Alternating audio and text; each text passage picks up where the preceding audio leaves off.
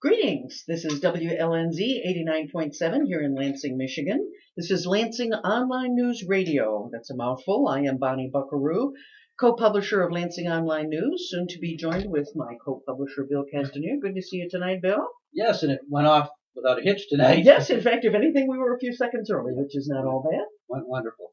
Yes, so we're actually on the air this evening. We are on the air at the right time. But you have been having a busy weekend. You were at Ray Walsh's show last week. We talked about the upcoming antiquarian book and paper sale down at the Lansing Civic Center, not Colt Civic Center, just the Lansing Center. Right. I stopped by yesterday, took some images from there. Well, it was quite the show. It was busy. Yeah. It was probably the biggest show in the last several years, which is a good sign. A lot of it's due to the economy. It was down. The other thing is Ray mentioned on his show is his audience is getting older. They're dying off. He was worried about that. Yeah, but this time there was a lot of young people there. That was interesting. Now, obviously, they aren't as big as spenders, but they're getting training. They'll be the spenders of the future, but it but was looking grim when they weren't there before at all. Yeah, it was, and it makes for a better show when there's young people mixing with older people, and a lot of them were there just to learn about books. They just were excited about literature. Oh, that's good to see. Very, very good to see. Now, you had some students who were interested in your favorite author, Hemingway. Well, not necessarily my favorite. That would be Tom Wolfe. Maybe. Really? Yeah. Oh. Okay. But I like Hemingway. But yeah, there was two college young women who were just looking at books, and I saw them looking at Hemingway, and I just mentioned to them off the cuff that I told them that they were probably going to be the youngest people at the show that actually looked at those books. And for some reason, something came up, and I talked to them about Hemingway having spent 22 summers here, which they did not know, which was kind of interesting. Is that interesting? Because, I mean, they were generally interested to learn. I just mentioned they wanted to talk more about it, and where did he summer, and what did he do, and so they didn't know about the man. They knew the books, but not the man. Well, that's interesting. Especially with the Michigan connection, you would have thought that's something they would have picked up along the way. Probably.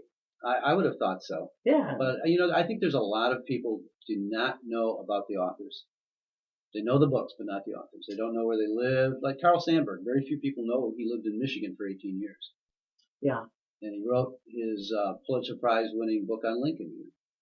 Well, one of the things you're educating people with is you're doing your poem a day. Yes, we started. Yes. We kicked it off. So tonight, Stephanie Glazier opened the show. Yep, and she's done that 3 years in a row. Oh, really? She was the first poet. She's the one member that helped us get it started. Yes. So I figured, give her that honor to be the first one to kick it off. And then Patricia Clark was today. I'm not sure who it's going to be tonight yet until I go home. To pick. Oh, okay. So I'll go home and I'll pick someone and put it up for tomorrow morning. So are there still slots available? There are a few, really. Yes. Good. Yep. Good. So we can get some of those people to join in and I'm getting emails from people we've never heard of. Oh, really? And it's good poetry, but I mean, it's not the people that have done it in the past, a lot of them. It's such a variety. I love to look back at some of the past months. We've done this. This is year 3 now, and you've been the person making all those selections, and it's quite interesting because it's very eclectic. Extremely, and the styles are amazing. Ah. Now, Stephanie, though, she told me that how come every year she says, I've got the political one. Yeah, she had Arab Spring. Arab Spring. She goes, must be something in me. Must be something. Apparently that's her niche. Yes. Yeah.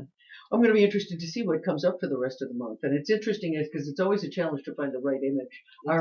Our style demands an image, so Bill is often tearing his hair out trying to... It's hard. Now, yesterday's was about a ghost in the night who Patricia, in her poem, thought it might be a bear. So a bear was pretty easy, but it was a footprint. So I couldn't find a footprint. Now, if I still had an animal, I could have put its paw in the mud and put it in the house. I'm going to be teaching this photography class this summer. Maybe if we can figure out what some of next year's poems will be, we can give it assignments to some students, see if we get some good-looking images for those. I went to a photography show yesterday. I came down and saw the antiquarian book show and really enjoyed that. It was, though I must admit, it was kind of spooky to walk into the Lansing Center and swear to God there's nothing going on because it just looks deserted. But then it's tucked away in this big ballroom, and it's quite the show. But you wouldn't know it if you're just standing there in the hallway. No, from the street level, looks like nothing's going on in Lansing. Right? Yeah. But I went to the North Star Center where Todd Haywood has his Images of Hate show. He has almost 40 images posted on the walls of the North Star Center. For the past 10 years, Todd has taken literally thousands of images at various militia rallies and when the Nazis came to Lansing, and various groups. I know I was looking at some Nazi group from Kalamazoo, another group from Jackson. So he's been all over the state. You know, Todd has worked for a number of news organizations, most recently for Michigan Messenger, and those hate groups were always an important part of what he took a look at. And so he has an enormous number of images, and it's really kind of surprising to go through that show and realize Michigan's been a hotbed for this kind of. Oh yeah, we've been on target for a long time. Yeah. It goes back into the 20s and maybe before. I worked at Michigan State for a while with a group called the Critical Incident Analysis Group, and it was called the SIAG for short. And it was a group that collaborated with the FBI CERG, the Critical Incident Response Group, and we were in the wake of Waco trying to prevent bloodshed from occurring where the FBI and various underground groups would run into trouble. And so we facilitated conversations between the militia groups in Michigan and the FBI. And we used to host those sessions very privately, although Newsweek once did a story on it, but very privately out there at Michigan State University. And I want you to know that I am the person that made tofu chili for them, because I decided that both the FBI and the militia had a little bit too much red meat in their lives. They found more common ground than I was comfortable with. So it was an interesting era, because we saw that lack of communication really caused a lot of the bloodshed at Waco. If they had only been able to have lines of communication open to one another in some level of trust. Well, I think I'm going to have to go see Todd's. I'd seen some of his slides, but not curated. I mean, some of his photography. You know, one of the things that kind of makes me have some insight into is if a young person gets a camera, digital camera, it just carries it with them and starts developing themes. What's wrong with a cell phone? Yeah, well, I got news for you. The only trouble with cell phones is there's low res. You have an iPhone? But they're getting so much better. You don't have an iPhone yet. You've got an iPad. Well, that's only about 10 megapixels. But that's only size. I mean, it really is a good camera. Oh, I know it is. You know, and it takes better. I know they take better photography in zero light. Oh yeah. I mean, it's very good in low light. Holy cow! I have a camera that runs, as you know, $3,500. So I mean, that was my retirement. I was either going to retire and be able to eat or buy a camera, and I chose to buy the camera, which I still think was a good decision. Yeah, right. But I mean, no, the cell phone will not rival that camera. But that camera is extraordinary. I think it's as good as some of the cameras that I've had that up in the $700 and $800 range. They're really good cameras. My spouse's camera, which is a Panasonic, and it's under probably was $100 and something, is better than a $700 camera. The flash on my $550 camera is not as good as the one on. And every year, what you have is going on quickly obsolete. Yeah, so I'm no longer. I'm not going to buy that unless I buy one with interchangeable lenses. Well, one of my tasks is to produce that next generation of photojournalists, which brings me to one other topic before we introduced our guests and get into the meat of the show. But what do you think about the new paywall at LSJ? Well, since I'm a subscriber, it won't cost me extra money, but they weren't real clear about that even. They were kind of coy. They were real coy. Yeah, more than coy. But anyway, I don't know if it's a good idea for the Lansing Gate Journal. Personally, I don't think it is. They don't have the kind of panache the New York Times does, or a Wall Street Journal, or the two famous ones. Mackinac Island Crier can get away with it. Yeah. I think they're going to have a tough time. One of the things that they're getting a lot of hits on, I know because I talked to someone about this, was sports reporting from outside of Lansing. People had moved away, wanted to follow their high school sports teams and things. They won't pay to see that. They will not pay. It's going to be difficult for them. They're not going to get the subscription, so they won't get it as part of their regular coverage. The thing, of course, for the advertisers is all those sports hits weren't really good if you were the local car dealer. But no one knew. But no one knew it. I know. And they weren't. The local car dealer was happy to see. Oh, gee, we've got 10,000 hits on that story, but we don't realize 9,000 of them are from outside of the city. So that's part of the problem. I think for Gannett, it's corporate suicide. And they're doing it chain wide. Right. It's not a Lansing State Journal decision. It's corporate wide on all the Gannett papers. So we'll see it at the Free Press as well, and it's going to be a situation. I mean, some papers were beloved, some papers were sort of locally reviled, and I think the sort of fondness that people had for the Free Press is not the same relationship that readers have had to LSJ over the years. Well, I think as we were talking earlier, that newspapers generally have lost their personalities. Yeah. They're pretty bland. There's no characters writing for them anymore that you want to just open that paper and read. They've lost John Schneider, who was sort of their local personality. They're bringing in new people, and I understand that a number of them are talented, but the challenge is they won't get a chance to build a following before the paywall goes in. So it'll be harder to attract people to them because they just won't be exposed to it. It's going to be an interesting experiment, but I personally do not believe it'll work. The AnnArbor.com, which I look at because my son lives down there, but when they did away with their newspaper, which is even worse, I don't think anybody looks at that online unless you have to.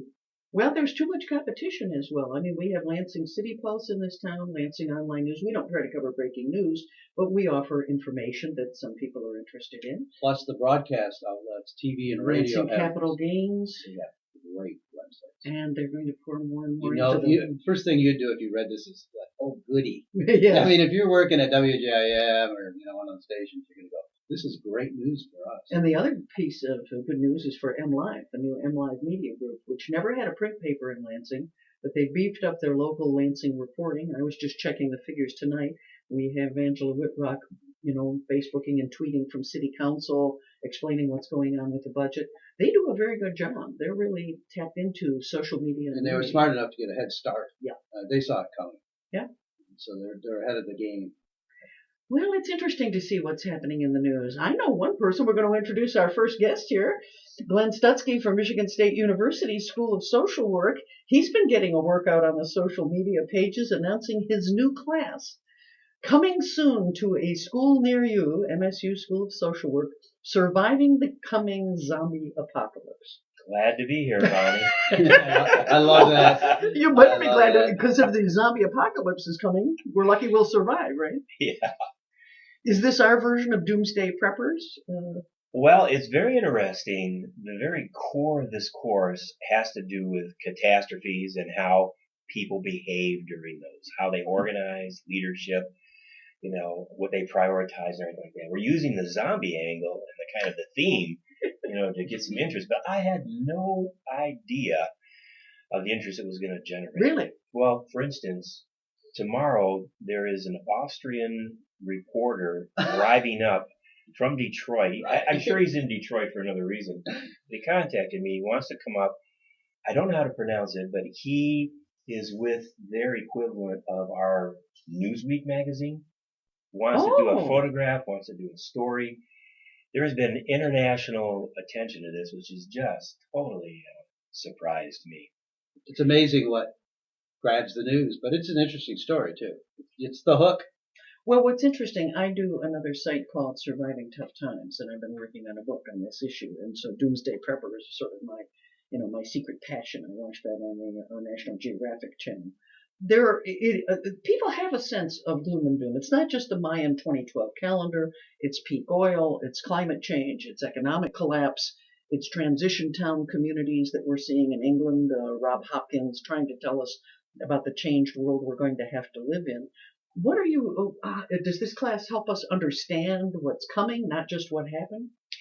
It does both. When you look at catastrophes, and one thing is catastrophe is different than a disaster. Catastrophe is something that happens on such a scope and has such an impact that there's kind of a before this happened time in society and after this happened kind of a time. The 2008 economic meltdown was a catastrophe. Yes, yeah. In terms of San Francisco earthquake. Absolutely. It was a before and after. So a catastrophe could be local, but there's also the potential of it being much larger than that. And in fact, the incident that we use to be a catalyst for the zombie pandemic that we use in the course is actually something that's very real based in science, and that's in terms of a coronal mass ejection, which is, comes from the sun. And we're actually in a peak 11 to 12 year period of these solar flares. The Carrington effect could occur. Yes, and there are I was just telling my students today about the Carrington effect. 1859, Lord Carrington is looking through his telescope at the sun and goes, whoops, what the heck was that? As a large chunk of the sun goes, whoops, in a coronal ejection, right? Absolutely. He was the only person who knew then why all of a sudden there was no telegraph. Because when it hit the Earth, we didn't have very many electrical or electronic devices, but we did have a burgeoning telegraph. and they all went down. Yeah. There was no communication. So I told my students, if you walk out tomorrow and there's no internet, there's no electricity, there's no anything, and if our radio show gets cut short tonight, right, it's because of, it could be the Carrington effect, and the prediction is that it might be a few months to get some things back, but it might be 10 years to rebuild the whole infrastructure. There's very, very serious science behind this. And in fact, one of the first sites as I was investigating this about the sun that I came to was the U.S. Air Force Solar Observatory. And I said, I had no idea that our Air Force had its own solar observatory. Well, yes, they've launched a couple of satellites that are circling the sun and watching these things and taking measurements, because that's how serious it could be. We don't realize, of course, how fragile civilization is in some ways. While technology has had its real positive effects, in other ways, it's made us more fragile. Because even with, for instance, one of the most fundamental things, electricity, if we were to, get a direct hit from what they would call an X-class solar flare, as you said, Bonnie, electromagnetic pulse, bam, there it goes. And scientists looking at this are saying within 3 to 5 days, you've lost power at these huge warehouses that have fresh food, medication that has to be, refrigerated as well, and that the impact potentially could be a worldwide catastrophic event. Absolutely. You can't transact business in terms of the stock markets, in terms of banks and that. And while it's not and the thing is, this is solid science. Yes. A few days ago. Actually, it's, I better throw in, by the way, or that will cut us off the air. You're listening to WLNZ 89.7 here in Lansing, Michigan. But the reality is that we really do suffer from the fact that a lot of these systems are fragile and they're becoming increasingly complex. It used to be in the old days, if you had a catastrophe, you might still be able to go down to the local pharmacist and say, by the way, I need some antibiotics. And whether the doctor was injured or not, they might slide you a few pills, right? Well, nowadays, this is all brought in at the last minute. They don't keep very large warehouses of things. You're never going to get it paid for on insurance anymore, because when the computers go down, you can't access any of your medication anyhow. They can't check on any of your prescriptions. I want to give a little advice to our listeners. Where you go to get erythromycin or amoxicillin is at places that sell fish, because you don't need a prescription to get those drugs for your fish. That is a good piece of information. So tell this to your students when the Carrington effect hits, because we're overdue for one. Yeah, well, as a matter of fact, about a week ago, there was a coronal mass ejection that was the largest in about a decade. Now, no one, for the most part, noticed it. The main thing is a greater expression of the aurora borealis. Yeah. Some problems with communications with some satellites, but that's because if you can imagine it coming towards the Earth as like a missile or a bullet, it happened to hit our atmosphere at an angle where it glanced off. Yes. But that's just random. That's just how pure luck of the draw. We lucked out, and nobody knows how lucky we were, or a few people do. Will you be just studying that specific one, or a variety of others that were real? Yeah, we're studying. There's going to be a variety. One, we're going to look back in history at other catastrophes that had different origins in terms of like either biological. For instance, like when in the 14th century, when the Black Death or the Black Plague came there, that actually took out about a quarter of the population of Europe. Yes. So we're going to look at things in the past, both geological, biological. We're going to look also what potential ones there might be in the future, which includes man-driven catastrophes, whether we're talking about nuclear situations, whether we're talking about the sustainability of the Earth. We're reaching that carrying capacity now. There are chimera viruses that are being formed all the time, and unique pathogens that are, many of which are emanating from some of these CAFOs, these confined animal feeding operations. The animals are packed in so tightly. They're being fed high doses of antibiotics, and viri and various bacteria are mutating in the face of this. There's a lot of danger out there. Yeah, and all of it is not, a lot of it falls within our ability to do something about it or to monitor it more closely. But a catastrophe could come from the involvement of humans itself. Even things like water. We're on the brink of the water wars. The water wars. I personally believe that in the future, the major wars will be fought. I don't know if it'll be in our lifetime yet or not, but will be fought not over oil, but over water. Darfur is all about water. Lake Chad dried up. And the reason for the violence isn't really just because people hate one another, it's because of the declining resources and availability of water. Would you want to say? Oh, I was just thinking, this reminds me of Cormac McCarthy's Road, yeah. which is the most depressing book anyone will ever read. Yeah. It's about a catastrophe. You never quite know what it is, but you see the outcome and what they're trying to do. Are you teaching about one of my favorite books of recent years is Nicholas Nassim Taleb's book, The Black Swan? Oh, yes. Because he talked, my favorite story, I always look forward to Thanksgiving so I can tell the story about the turkey that believes that humans are so beneficent. Every day they bring me fresh food and water. They open up my little cage. They clean that for me. So it must mean, based on past experience, that the future means humans are benevolent and they're going to take care of me. Then about a week before Thanksgiving, they come in with the hatchet. I mean, it's that unexpected event that you just don't anticipate that's going to be the killer. And that's the thing. There's no way of knowing when and what exactly that might be.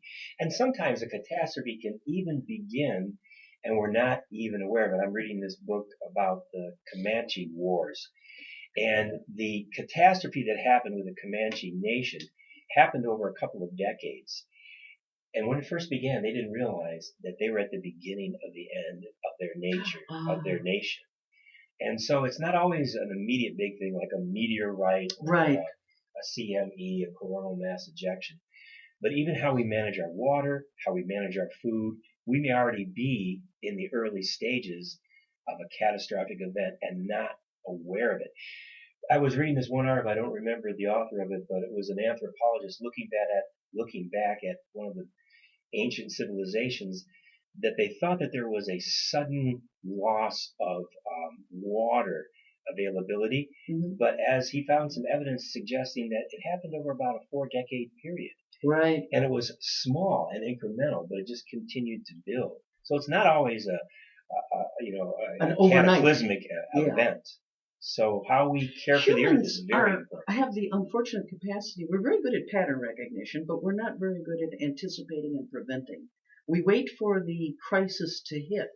We're not very good at averting the crisis in advance. I took the training on climate change from Al Gore down in Nashville, and he was quite optimistic at that era this was about 4 years ago, that we had come together in the mid-70s and we banned hydrofluorocarbons to protect the ozone layer. And he said there's an example of countries working together to deal with an issue like this. Well, we have faced a much more serious catastrophe coming with climate change now, and we're not working together. We're ignoring it. And the class is going to end with looking at having a more global cooperative approach just like that. But it's not necessarily very hopeful given, unfortunately, the nature of human beings. But we need to bring together a knowledgeable body of both scientists, of both engineers, and, but the possibility of that happening hasn't happened very well in the past. You brought up one example where it has. It did work then, but it is very discouraging that we've seen very little evidence that the mechanisms and the infrastructure are there for this to happen again. There are two charts. I was talking with a group at Friendship House today of international students, and we were talking about climate change, sustainability, and food. And I showed two charts, one right after the other. And one was, here we are with 7 billion people on the planet. This year we just greeted our 7th billionth new resident of this planet. And by the year 2050, that will be 9 billion. Things are already in place that even if all of us decide to either put an aspirin between our knees or other solutions to the population crisis, it's not going to bring down the numbers quickly enough. And if you marry that up with the fact that peak oil we have probably hit. The reason we have the XL pipeline coming in from Canada, it's not because it's bringing in oil, it's bringing in tar sands. We're already down to trying to extract oil from tar sands, which is a nasty process, very ecologically damaging, and it means that from now on in, all of our oil is going to be harder to get, much more fragile ecosystems at risk to get it, and it's going to be very, very pricey. We're headed to $5 a gallon oil of gasoline in the very near future, and that increasing population, the increase in oil means we're going to be hard pressed with an oil-based agriculture to be able to feed everybody in this planet. It's all connected. It is all connected. This reminds me, if you get a chance, take a look at Laura Kosiski's book. Laura is a Ann Arbor writer, teaches at the University of Michigan, and it's called In a Perfect World. It's a woman's point of view of the end of the world, sort of. Mm-hmm. It's very good. And she just wrote that 2 or 3 years ago. It's a quick read, and she sets the scenario exactly what you're explaining. The hard part, Lynn, must be to cut down on what you put in the class. It is. When I first decided to do this class, I was going to have it both surviving a catastrophic event and rebuilding civilization.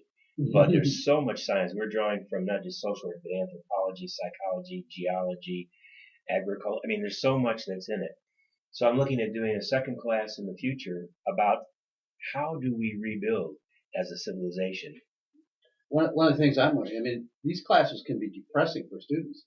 So how do you handle that? I mean, well, yeah, that's a very good question. Part of it, we're going to be introducing some gaming that will be fun, because I realize that. And about the second or third week, we're going to bring in a little game called Zombie Cafe, which is just a fun game to play. It won't be an assignment, but it'll be to bring some levity into it as we go along. Oh, that's a great course. I'm persuaded from my background in community policing. I've been reading Dmitry Orlov wrote about the collapse of the Soviet Union. There's another good book by a guy named Verfal about the collapse of Argentina. I've been reading that book. And, a lot of people think that what we're really needing is to have some sort of, I'm going to arm myself to the teeth and get a bazooka and go to a closed Air Force nuke base and get myself a silo. The reality is that the greatest solutions to these problems have been community. It's been people relying on one another, banding together. Do you think that our culture will do this? Will we band together? That's what my hope is, Bonnie. And that's what's going to be at the heart of this class when we get through the depressive stuff, is what can we look towards as far as the answer? I had a friend that during Y2K, he bought one of those massive generators, and he stocked up with everything. And I said to him, my friend, what's going to happen when everything shuts down and your house is the only one lit up? Exactly. Oh, beacon, here I go. And I couldn't agree with you more. At least it's my thought and my hope. It's my hope. It's my heart's hope that we need one another. That there's nothing more powerful than community. Absolutely. That's my theory. In fact, that's what I'm writing my book on. And that's one of the things, in the beginning of this class, we're going to put people in small survivor groups. Students are going to be 5 in a group. They're going to be assigned to a geographical location in the United States, and they'll have scenarios that they'll have to face, kind of like a tabletop exercise, but they're going to be doing it as a small group of people. That may be our best hope. I agree, because I think we have those models that have proven successful. I was looking at a woman from Flint who was talking about the community gardens there. And many other communities have said, well, gee, we can't do community gardens. We don't have anybody to guard them overnight. And we have too many cases of people, vandalizing them and just throwing the fruit against a building or stealing all of it. They don't have that trouble. The community accepted this as their responsibility to protect that garden. And even if it takes setting up somebody to watch it overnight, they will do that in order to protect their own food source. So, I mean, that is a much better solution than saying, can I get a nice big howitzer or a nice Glock to do it? This theory in America is that we arm ourselves against the other rather than to realize the real strength lies in reaching out to one another. And I think really that may be our only hope. I do. I don't think sounds like the Lord of the Flies, too, with the small groups. You could get them pitted against each other. Phil, you've been on the road too long. I like dystopian the Hunger Games. Well, it will be interesting because some of the groups may end up being all just by random, all male or all female. And we actually have a couple of international students who've actually signed up and are enrolled in the class. There'll be 2 from China who'll be taking it. So we're working on how to, with the time zones. You're going to be an international media star with this. It's a very clever idea. You're listening to WLNZ 89.7 here in Lansing. The only question I have for you about that is, are some of the conservatives unhappy about this course, or have you gotten any backlash? Universities teaching courses with zombies in it. Well, there was some initial pushback as people were learning what the actual content of the course was. And but we were able to address those issues because early on when I was asked to kind of help justify this, I was easily able to bring in similar approaches on a smaller level, but from Oxford, Cambridge, Harvard Medical, Smart Yale, schools. MIT, people using it in math and in science and in economics, using the same kind of, tongue-in-cheek, zombie-themed approach. I wonder if I can do that in journalism. Yeah, there might be a Zombie news. Because how would you cover it? One of the things that I think is one of the enormous failures of the prevailing media is to warn people of the danger of climate change. Yes. And the fact that we must take action now if we're going to avert some of the more horrific consequences. And so that really would be an important part of the course. Well, there is a very real role in times of disasters or catastrophes. I know from my father being a ham radio operator, how key there can, communication in a catastrophe is one of the most valuable things that there is, because you don't get the whole story. You get a little bit of this, a little bit of that. So there might really be, something there. We're bringing a librarian. We're going to embed a librarian in this course. I'm going to call her the head zombrarian, because this librarian told me that libraries are one of the few public spaces left in America. And I had to think about it for a while. She's absolutely right. But where anyone can walk in, sit down, pick up a book, stay for a while for free. You don't have to be a member. Get it on the internet. Yeah. Unless the Carrington effect has knocked it out. Yeah. And so we're looking at connecting students with the resources of the library. And so, keep thinking about it because there might be a I want to place be for your this. embedded journalist. I'll come in with my video camera and document some of this. It's a great idea. Also, it's a worthwhile class. Oh, the content is probably the academic real hard. No, it's a rigorous class. It's really Yes. teaching people how to think about the coming catastrophes and how will we solve them. Yes. Do we have a leadership equal to the task? I would argue that maybe we do not. And that's a good segue to bring in our guest. Glenn will stay with us, and we will be joined by Mary Pollock with Michigan Now, the National Organization of Women. And I think it's really an interesting era for women. Women are facing a bit of a leadership crisis, aren't they? We feel like it's a war on women right now. We feel like we're in a catastrophic situation where we have all these Republican-dominated legislatures across the nation who are introducing legislation to take us back to the 50s or before. Legislation written by ALEC in many cases, which is the American Legislative Exchange Council. Yes, and we have members of our Michigan legislature who are members of ALEC. We have a new Republican governor, one of the new crop of Republican governors nationwide, and they seem to be the ones that are pushing a lot of this. Yes, but our governor isn't quite like some of the governors in other states. He didn't depend on the Tea Party to get elected, but some of our legislators did.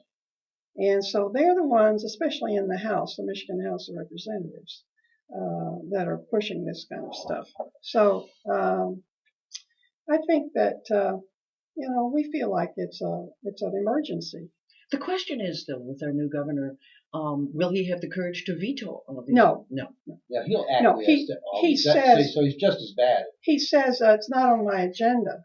Right. But that's code for, I'm not pushing it. I wish you wouldn't give it to me, legislature. But if you do give it to me, I'll sign it. Maybe hold my nose and sign it, but I'll sign it.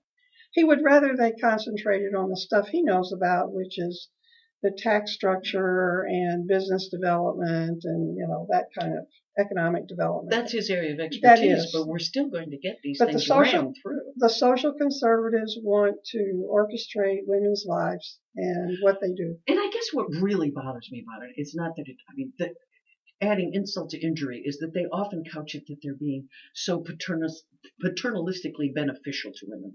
It's because of their concerns about women. They want to protect women from themselves. Yes. Those and poor their little poor decision-making capability. Yes.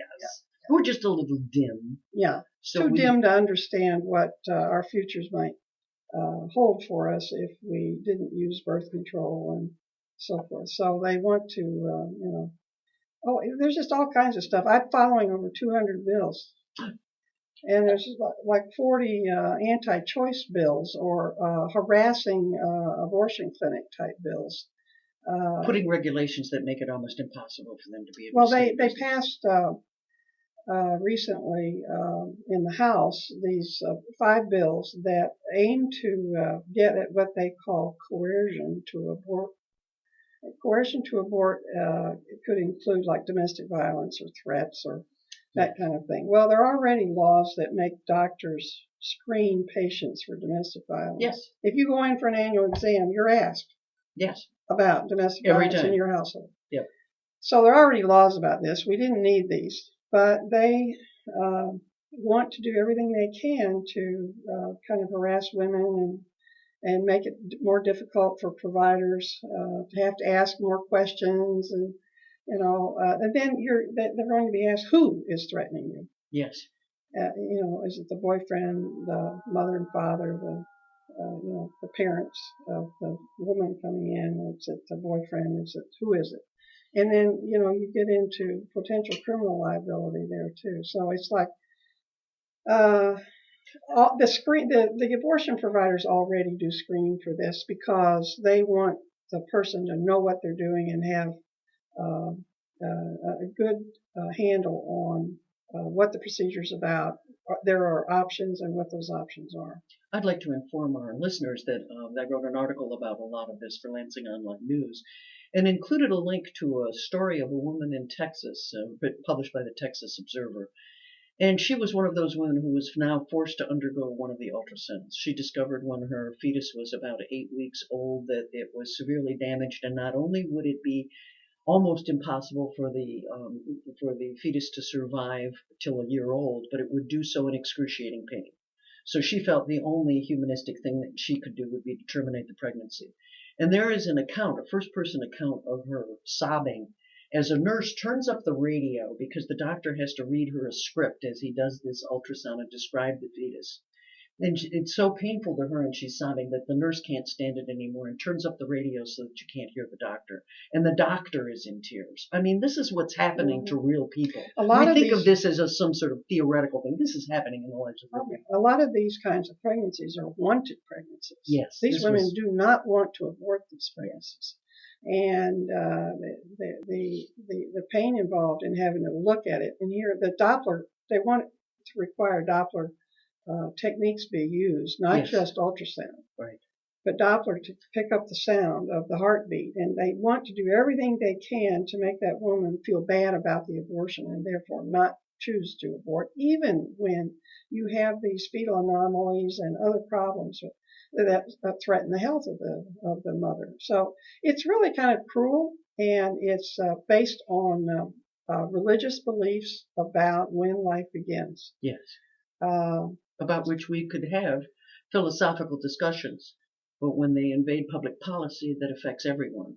Yes, and it's wanting to inflict that particular viewpoint about when life begins on everybody else, rather than what I believe is the American way, which is tolerance for religious differences and provision for that in our laws. That is, no law should compel abortion, but no law should prevent it. Yeah.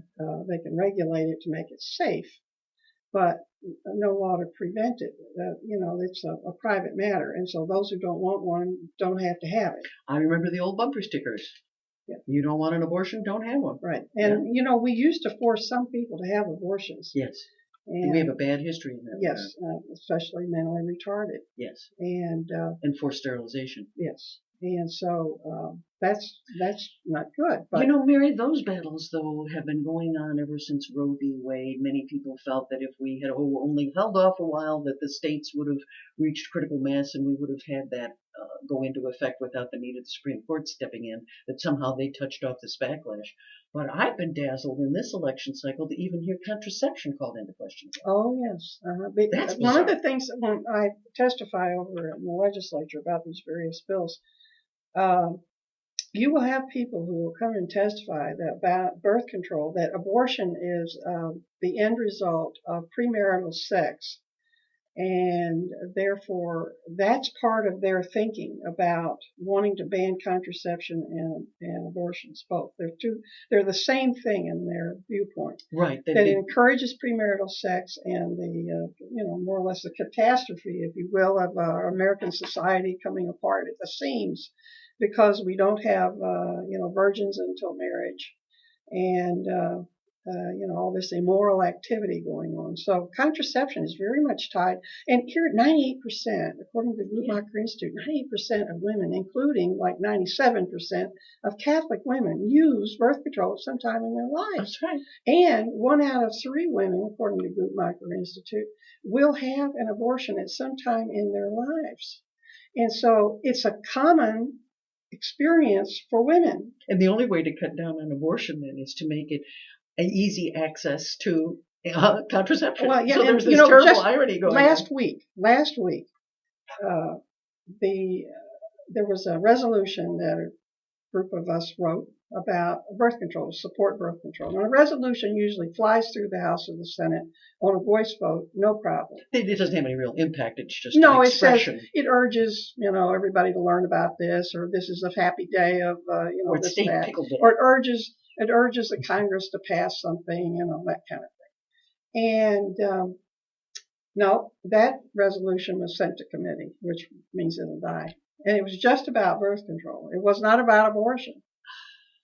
So, and that's the majority in the House and the majority in the Senate. So, doing this kind of stuff. Bill, with great trepidation, is going to jump in now. No, not with great trepidation. Okay. I think we've been following this for quite some time. Yes, we have. We've talked a lot about it on air and off air. Yeah. And one of the things that Bonnie and I think agree on is just, for example, just following bills is going to do no good in this environment because they'll pass what they want. It won't matter. They have a bulletproof majority. Yeah. So what are women going to do to stop this? Well, remember in November and vote these people out. One of the things that's happening is that they disguise their votes on these issues, and the public doesn't ask. The public doesn't think of this as a primary issue in a lot of circumstances. Now, I think this fall will be different because women have been alerted with the Virginia vaginal ultrasound, yes. the whole fight over Obamacare and the coverage of contraception without copay. And we've been trying to get contraceptive equity. There's a bill been in for 10 years, and we've not been able to move it in either house. Men get Viagra, and women can't get birth control. Well, yes. And so, I think that the women are mad. There's a rally planned all around the United States on April 28th. Yes, including at the Capitol here. Yep, and 10 o'clock in the morning on that Saturday. And that was just started by a group of people on a Facebook page. Mitt Romney has seen his fortunes decline dramatically in the past few weeks in head-to-head matchups with Obama, as have the other Republican candidates, because women are catching on, and they're down 18 points. Romney is down 18 points in some states. Women favoring people Obama. need to bring this up in candidate forums, and they need to demand to know what these candidates think about this and how they will vote. The other thing that's happened is now we have a political action committee, and we have candidates fill out questionnaires, and 5 of the 10 questions are about choice issues.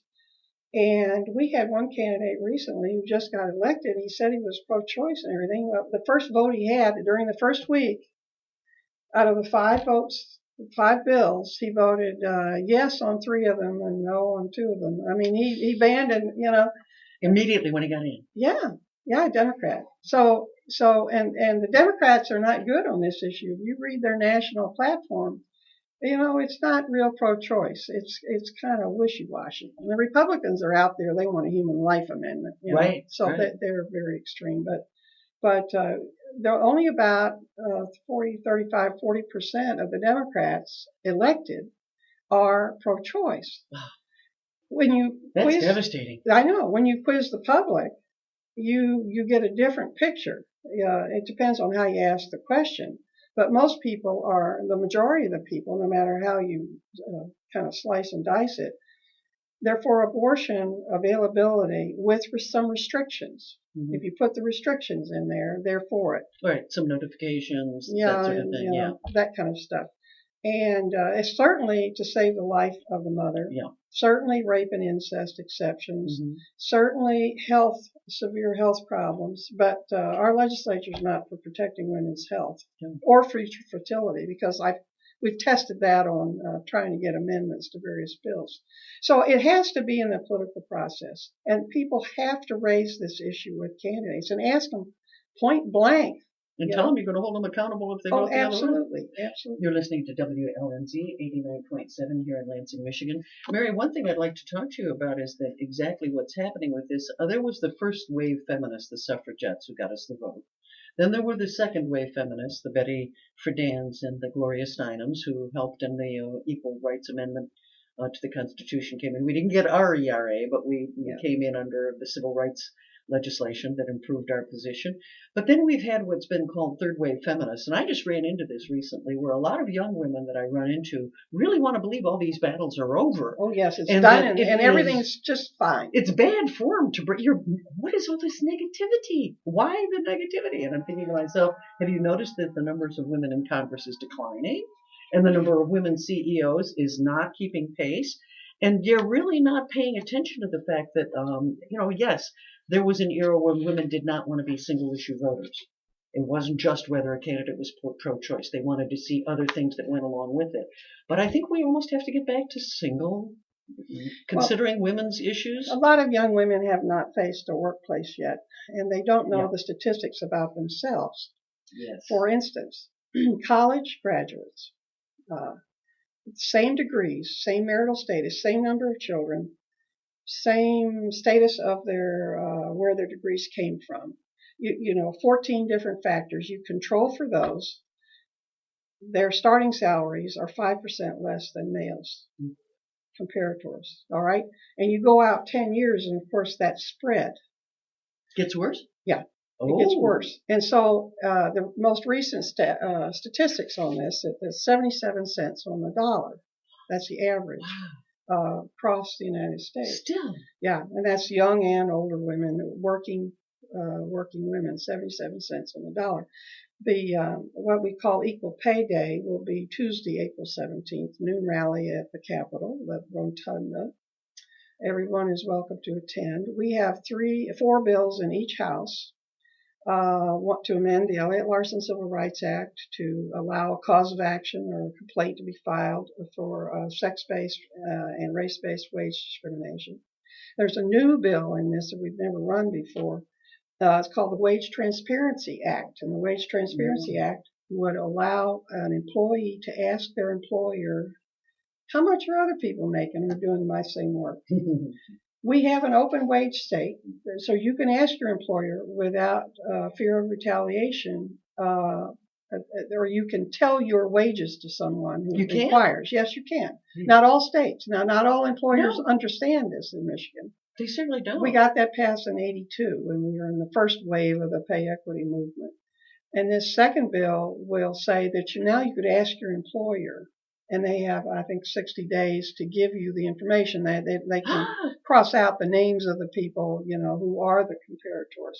But that's the major barrier. Women don't know how much the guy next to them are making for doing the same work.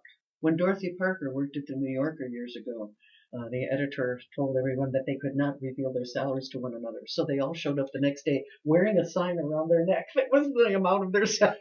Oh, absolutely. That's why I tell people about sexual harassment. If you experience sexual harassment at the workplace or in school, the first thing you do is go out in the hallway and yell it up and down and write it down and send a letter to the guy that did it. I mean, you publicize it, and you do not keep it secret. Secrets, have a way of mushrooming into big problems, and so same thing with pay. You need to compare your pay to other people's pay and talk about it. One of the things I was thinking of is I see things through the marketing research aspect of the things I've done. It seems that women in the last 30 years have developed a strong brand in a lot of areas. I mean, women are a brand. They're going to sell a car or whatever, but they haven't done it for public social issues. Haven't shown their political They have not shown it. And I'm wondering if that's going to happen naturally, or does it take some kind of leadership? Well, I'm seeing, for example, that Rush Limbaugh is still in his job. He lost his job as a broadcaster when he was sports broadcasting and ran afoul on an issue of race. And he lost his chance for he and his partners to buy a football franchise. He lost his stint on ESPN But somehow he can continue to offend women, and does, and has been very vocal about this. As a journalist, and he's still in his little seat every day. You would be interested in this. Michigan now has a contract with an organization that does radio stories for us, little 30-second and 1-minute deals. And we're always trying to hit Clear Channel, because that has millions of listeners all over North America. And I've written 2 stories that hit Clear Channel. Yeah. One of them was about pay equity, and one of them was about Bart Stupak and what he did in Congress over choice issues. Well, this was an innocuous story, but we called for Clear Channel to boot Rush. Oh. And we just had a plain old ordinary non-famous person being the voice on the story saying this. Well, what Clear Channel did is they played it. They put it on their channel. I guess they felt they were compelled to when we were calling for them to boot. Oh, that's interesting. And well, they had all that airtime to film. And this outfit that does these stories said it got the most hits, because these are put on websites and Facebook and everywhere. It got the most hits of any story in the history of the public news service. Whoa. So it was a hot item that week, I think women are really the sleeping giant here in this. Well, yeah, I mean they vote in greater numbers, but they don't vote as a bloc. No. And the women who are stay-at-home moms still have a certain interest in protecting kind of traditional values, family values, and those are the conservative parts of the Republican Party, typically. There is a sort of contrarian woman nowadays, too, typically tall, skinny blondes that can get on Fox at a moment's notice just as long as they're willing to, in essence, sell out their own sex. Yes, well, that's always, these are business women. They're making a living out of this. They're smart.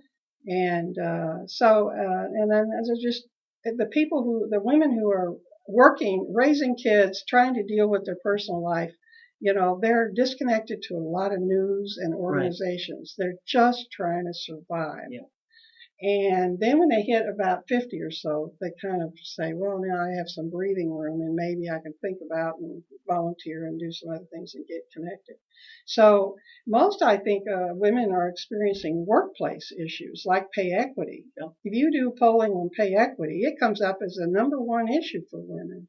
Mm-hmm. Not choice, not some of these other things that those of us who, in the movement real heavily focus on, because we're on the defense on those issues. And the feminist women from the 70s and 80s are reaching that retirement age where we have that extra time and a somewhat guaranteed That's what's income. happened to me. I retired a year and a half ago, and I've been doing this stuff full time. Oh, yeah. I'm having a great time out here with more time, and I have the knowledge to do it and the skills and computer skills and, the interest. We can be dangerous. Again. I'm trying to be as dangerous as I can be. Yeah.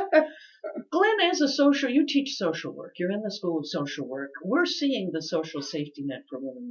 It really, the burden on them is enormous because a lot of the safety net that ought to be there for them has been shredded. That's absolutely true. And not just for women, but for a whole class of people, especially the families in that. But in particular women, because oftentimes they have multiple layers of things that are working, against them. So I was wondering because I'm mainly dealing with an age group of women that are younger, what would be your message for these younger women who aren't quite yet in the workforce, as you mentioned? Well, I think they relate a lot to things having to do with sexual assault and personal security.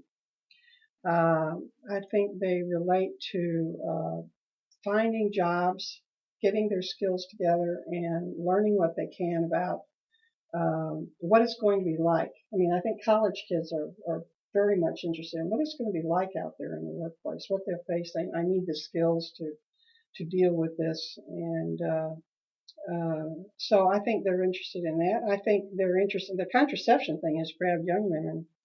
They're the ones. There's another big issue too, and I think women who aren't politically engaged need to understand that the Violence Against Women Act is being held up right now, and it's not being renewed in Congress because of they want to extend it to LGBT couples, and they want to. There are a few other tweaks that they want to do in the law, and the conservatives are saying absolutely not. We will not let it through the House. New research just came out 2 weeks ago, actually, linking birth control for women in the 70s and 80s and availability of birth control, delaying pregnancy so that they could finish college. And the women who did that make 8% more.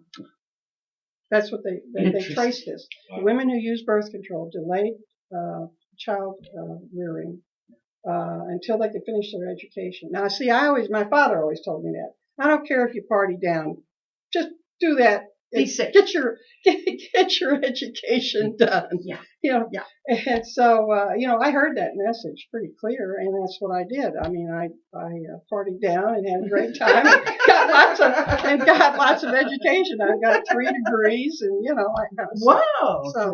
So I think the contraception thing has hit them.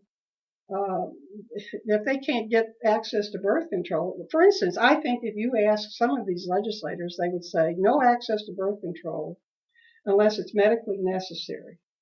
Right, because there's like as in endometriosis or something like that. Yeah. You can't have it if you're just trying to prevent pregnancy. Or you can only have it if you're over 21, or they'll start. Yeah, they'll start chipping emergency away. contraception, over-the-counter emergency contraception. We had a big battle on that, and Plan B. Obama did not come out on the right side. No, he did not. Neither did Catherine Sebelius. Yes, yeah. So we've had a battle over that. So young people are, I think that they're interested in the things that hit them first. That makes sense. One of the things when we were talking about catastrophes that happen over a long period of time, this has been coming for a long time. So there was a little edge, and now all of a sudden it's sort of gotten big. There are no liberal progressive counterparts to a lot of the institutions that keep pushing this. ALEC, which is the group that writes the sample legislation, there is no progressive counterpart they're churning out legislation on the progressive side so that legislators can just keep introducing bill after bill after bill. It's almost as if you have to give up after a while and let a few through. You know what I'm saying? Just because it's impossible to fight this never-ending wave of things that seem to be coming. Well, there's a lot of progressive think tanks, out there, Institute for Policy Studies and some others that have been around a long time. They may not have concentrated like ALEC has on legislative model legislation, but there are a number of these things. We're doing it later than the right started doing it. We started have to funding theirs. Smart real quick. Yeah, very much so. Oh, and there is a sort of pro-corporatist, male-dominated agenda in a lot of this, and that gives them much more access to funding. Progressive causes have always had a lot more difficulty getting rich millionaires. Well, the Koch brothers were the first funders of the Cato Institute, and that has been a really great think tank for libertarian and right-wing thinkers. And we just didn't have anybody on the left doing that. And Rick Santorum's multi-billionaire backer, who is in charge of his PAC that suggests women need birth control by putting an aspirin between their knees, is another example that we don't seem to have a counterpart on the left who's willing to put in billions for us. Well, George Soros. He's pulling back these days. Yeah, and our old Michigan-grown guy left and went to Colorado. Stuart Mott? No, the medical fellow. We've lost our big funders. Mm-hmm, yeah, we were able to take the House, and the Democrats were able to take the House in 2006 with backing from that guy. So, but you're down there every day. Yeah, a lot of the days anyway. And I do it. I have 2 clients basically, Michigan Now and State Employee Retirees Association. So also follow. Mostly public retirees are under attack right now, too. Isn't there a chapter meeting for the Lansing chapter of Now coming up in the near future, and they're going to be deciding their future? They've been yes, kind of we dormant. need new leaders. We need new leaders. We're having April 30th at East Lansing Public Library at 5:30. And we need some new leadership to come in. I don't care what age. We just need somebody with some energy. I'm going to stick with it, but I need some help. And it's important to have a strong chapter here in around the Lansing area because we get called on to testify, and we need bodies at the Capitol for rallies and all this kind of stuff. And Glenn, rev up those young men too, because it's in their vested self-interest to care about these issues as well. Absolutely. It certainly blights their lives when women can't be all that they can be in our culture. So. Yeah, we're looking for a few good men out there who are feminists. Who aren't zombies. Right. Well, thank you, Mary Pollack from Michigan Now and Glenn Stutzky from the MSU School of Social Work will be back next Monday night, and I hope both of you will return often. This has been wonderful this evening. I really enjoyed the conversation. Lansing Online News Radio with Bonnie and Bill. We'll see you at 7 o'clock next Monday night. This is WLNZ 89.7 here in Lansing, Michigan. Click. And click.